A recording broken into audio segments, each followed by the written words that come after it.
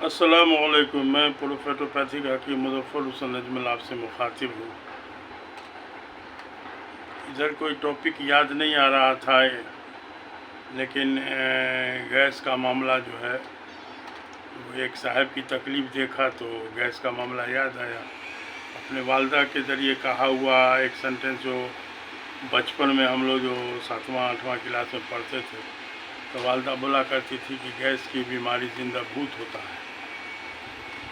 تو اسی پر جب ہم رائٹنگ کی دنیا میں آئے تو سب سے پہلے ہم نے ایک آرٹیکل لکھا تھا اخبار مشرق کے لیے، گیس کی بیماری زندہ بھوت کی مثال، اور اسی کو تھوڑا سا اچھا سے السٹریٹ کر کے کتاب میں جو لکھا ہم نے، تو اس مضمون کو جو بھی گیس کا مریض پڑھتا ہے تو وہ سمجھتا ہے کہ ہماری ہی کہانی لکھ دی گئی ہے۔ تو مسئلہ یہ ہے کہ گیس کا معاملہ دو وجہ سے ہوتا ہے۔ ایک تو ڈائریکٹ ہے گیسٹرائٹس جس کو بول سکتے ہیں کہ خالی پیٹ میں جلن والا معاملہ، ان کے پیٹ میں جو کھانا کو گلانے کے لیے جو ایسڈ کا سیکریشن ہوتا ہے وہ ضرورت سے زیادہ ہو جاتا ہے۔ اس کے پیچھے بہت فیکٹر ہے، ٹینشن، دیس دیٹ، کھان پان، غلط اٹھنا بیٹھنا، نیند، غلط پوشاک، سونے کا غلط ٹائم، چٹھا میٹھا کھانے کی عادت۔ تو بہرحال ایک ہوتا ہے جن کے پیٹ میں ایسڈ کے سیکریشن کی کمی ہوتی ہے، تو اب ہے کہ ان کا جو ہے وہ گیس کا معاملہ ایسا ہوتا ہے کہ ایسے ایسے مریض بھی ملے جو بتائے کہ صبح میں جو ایک کاش پپیتا کا کھائے تھے تو اس کا ڈھکار مغرب کے وقت تک ہو رہا ہے۔ مطلب یہ کہ اس کے پیٹ میں جو ایسڈ مطلب ہائیڈروکلورک ایسڈ کی جو سیکریشن میں کمی ہوتی ہے تو وہ کھانا ان کے لیے سمجھیے ایک عذاب ہو جاتا ہے۔ خالی پیٹ وہ بم بم ہوتے ہیں۔ ویسا مریض کو ہم لوگ پوچھ لیتے ہیں کہ روزہ میں آپ کو تکلیف ہوتی ہے یا نہیں۔ اگر روزہ میں تکلیف والا معاملہ بتایا تو پھر گیسٹرائٹس کا معاملہ ہوا، اگر روزہ میں آرام کا معاملہ ہوا تو وہ فلیٹولینس اس کو بولا جاتا ہے جس میں ایسڈ کے سیکریشن کی کمی ہوتی ہے۔ تو دونوں کا علاج دو طرح سے ہے، لیکن ایلوپیتھ والے بدقسمتی سے اینٹاسیڈ کے بارے میں لگے ہوئے اینٹاسیڈ پر ہی، تو اب ایسی حالت میں اینٹاسیڈ جو ہے وہ گیسٹرائٹس والے کو تو تھوڑا سا راحت دے سکتا ہے، لیکن فلیٹولینس والے کو راحت نہیں دے گا بلکہ ان کی تکلیف بڑھ جائے گی۔ تو اب یہ ہے کہ گیس کا معاملہ ایسا ہوتا ہے کہ اس سے ہارٹ اٹیک بھی ہوتے ہوئے کبھی کبھار دیکھا گیا ہے، بلکہ کبھی کبھار ہارٹ اٹیک والا معاملہ کو لوگ گیس کی تکلیف سمجھنے لگتے ہیں۔ تو اس نیت سے بھی تھوڑا سا یہ اہم ہے۔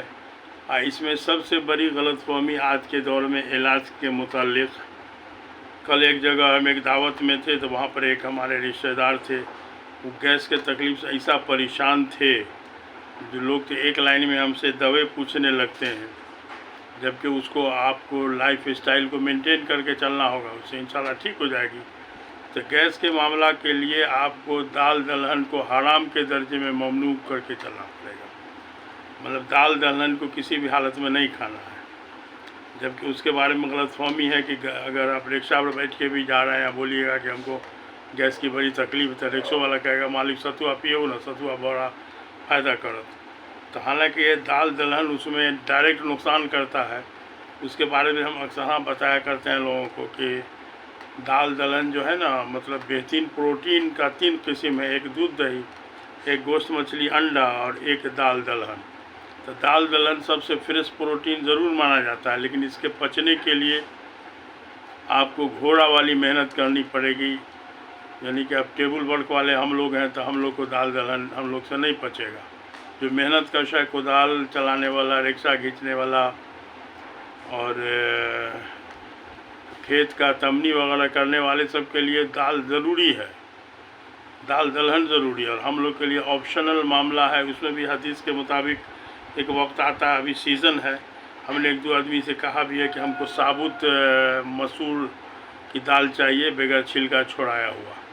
حدیث کا مفہوم ہے کہ جس نے ثابت مسور کے ساتھ کدو کھایا اس نے اپنے دل کو سبک یعنی ایکٹیو بنا لیا۔ تو اس کا کہیں نہ کہیں ریلیشن ہارٹ کے بیماری سے ہے۔ تو اگر آپ ثابت مسور کا دال، مسور مطلب چھلکا سمیت مسور کو کدو کے ساتھ بنوائیے، اگر ہم لوگ گوشت کا مسالہ ڈلوا کے اس کو بنواتے ہیں تو کافی مزیدار بھی ہے اور فائدہ مند سمجھ کے کھایا جائے اس کو. تو یہاں تک گنجائش ہے، اس کے بعد گنجائش نہیں ہے. اور ایک لائن کی بات آپ سمجھ لیجئے کہ دال دلہن کا جو چھلکا ہے نا وہ ہارٹ کے لیے ٹونک کا کام کرتا ہے، لیکن افسوس ہے کہ اس کو جو ہے مل میں برباد کر دیا جاتا ہے، چاہے چنا کا ہو، چاہے مسور کا ہو، چاہے جس قسم کا مونگ مسور جو بھی ہو. تو اب یہ ہے کہ حدیث میں بھی جو قرآن میں غالباً چرچا ہے مسور کے دال کے بارے میں کہ 70 نبیوں نے اس کو کھایا ہے، یہ ثابت ہے. تو اب ہے کہ دال دلہن والا معاملہ جو ہے گیسٹرائٹس والے کو کچھ دن کے لیے پرہیز ہی کرنا چاہیے. اور مین چیز اس میں قبض ہوتا ہے. قبض تو آج کل، پہلے ہم 105% بولتے تھے، لیکن لگتا ہے کہ قبض اب آج کل سینکڑے میں 150% لوگوں کو قبض ہے. اور قبض کے بارے میں الٹا پلٹا کھانا تو خیر ہے ہی، ٹیڑھا بکلا وقت کے ہی اعتبار سے بھی ہے. اب دن میں مطلب صبح سے شام تک 24 گھنٹہ میں 3 بار کھانا لوگ فرض سمجھتے ہیں. صبح کا ناشتہ، پھر ظہر کے بعد بھات دال ترکاری یا روٹی سبزی، اور پھر رات میں. تو پہلی بات یہ سمجھیے کہ آپ کا جسم 3 وقت کھانا پچانے والا نہیں بنایا گیا ہے. میڈ ان جرمنی نہیں ہے جسم، اس کو 2 ہی وقت کھانا پچنے والا ہے، اور 2 ہی وقت میں کھانا کی ضرورت سے اس کی ضرورت پوری ہو جاتی ہے. اس کے بارے میں ایک روایت بھی ملتا ہے، جامع کبیر کی روایت ہے. ہماری جتنی بھی بات ہوتی ہے نا حدیث سے اگر سرٹیفائڈ ہے تو ٹھیک ہے، نہیں تو پھر ہم اس کو بات کو کٹنگ کر دیتے ہیں، نہ خود اپنے عمل میں لاتے ہیں نہ کسی کو بتاتے ہیں. تو اب سمجھیے کہ جو شخص یہ چاہتا ہو کہ اس کی تندرستی زیادہ دنوں تک قائم رہے، اس کو چاہیے کہ 2 وقت کھانا کھائے. دوسرا، اپنے کو قرض سے محفوظ رکھے.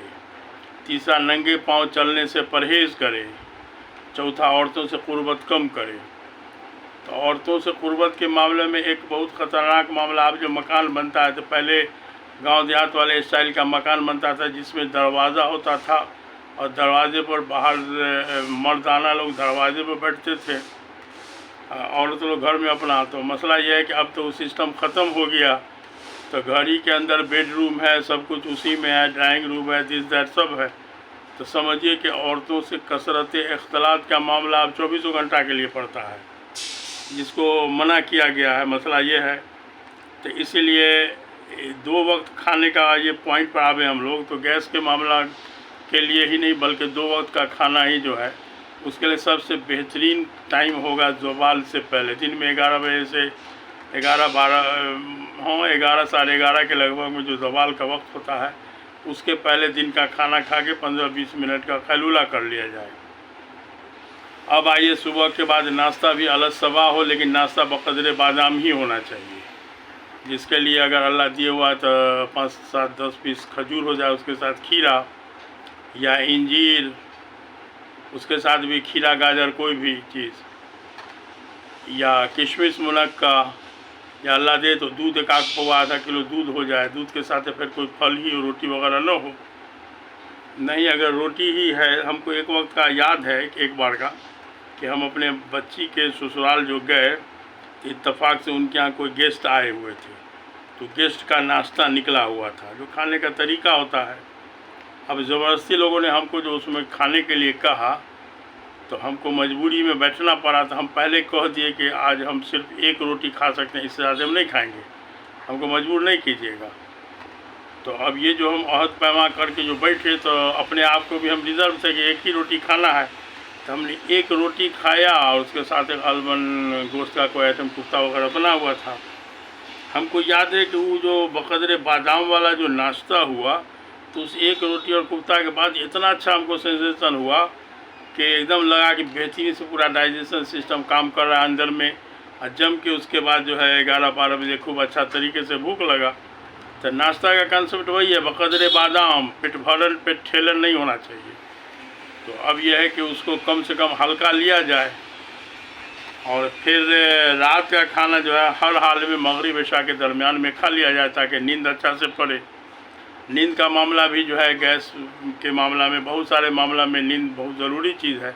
آج کل اسی کی کمی کی وجہ سے لوگ کینسر، ڈائبٹیز، بلڈ پریشر یہ سب کے مریض ہو رہے ہیں، موٹاپا یہ سب کے مریض ہو رہے ہیں، تو نیند میں کوئی کمپرومائز نہیں ہونا چاہیے. تو اسی لیے ایک بات آج ذہن میں آ گئی تھی، گیس سے بچنے کے لیے قبض کو بھی سائڈ کرنا ہوگا. پھل پھول زیادہ کھائیے گا، سبزی چھلکا سمیت کھائیے گا، چوکر سمیت آٹے کی روٹی ہوگی تو انشاءاللہ قبض بھی سائڈ رہے گا.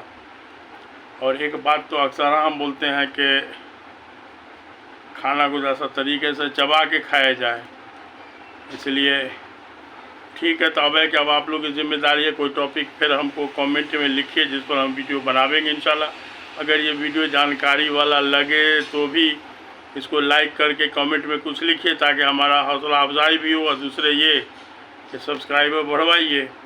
اس بار تھوڑا سا گیپ زیادہ ہو گیا، کچھ مشغولیت تھی مریض وغیرہ میں، تو اس لیے گیپ تھوڑا سا زیادہ ہو گیا ہے. تو اس لیے ٹھیک ہے، تب السلام علیکم.